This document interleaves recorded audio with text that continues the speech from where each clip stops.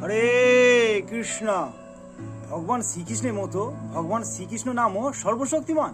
হ্যাঁ বন্ধুরা, তাহলে শুনুন। বাসুদেব অর্থাৎ পরমেশ্বর ভগবান শ্রীকৃষ্ণ সবকিছুর পরম নিয়ম। এই জগতে এমন কেউ নেই যিনি সর্বশক্তিমান ভগবানের ভয়ে ভীত নন। রাবণ, কংস, হিরণ্যকশিপুর মতো আদি বহু বড় বড় অসুর ছিলেন।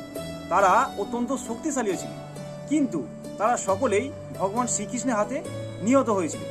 সর্বশক্তিমান বাসুদেব তার দিব্য নামের মধ্যে তিনি সর্বশক্তি অর্পণ করেছিলেন, অর্থাৎ ভগবান শ্রীকৃষ্ণের মতো ভগবান শ্রীকৃষ্ণ নামও সর্বশক্তিমান।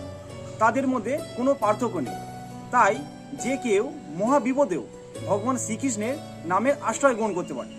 বিবশ হয়েও বা পারিপার্শ্বিক অবস্থার প্রভাবে বাধ্য হয়েও কেউ যদি ভগবান শ্রীকৃষ্ণের নাম উচ্চারণ করে, তাহলে এই জন্মমৃত্যু চক্র থেকে অনায়াসে মুক্তি লাভ করতে পারে। স্বয়ং ভয় অর্থাৎ মহাকালও শ্রীকৃষ্ণের নামকে ভয় করেন। হরি বল।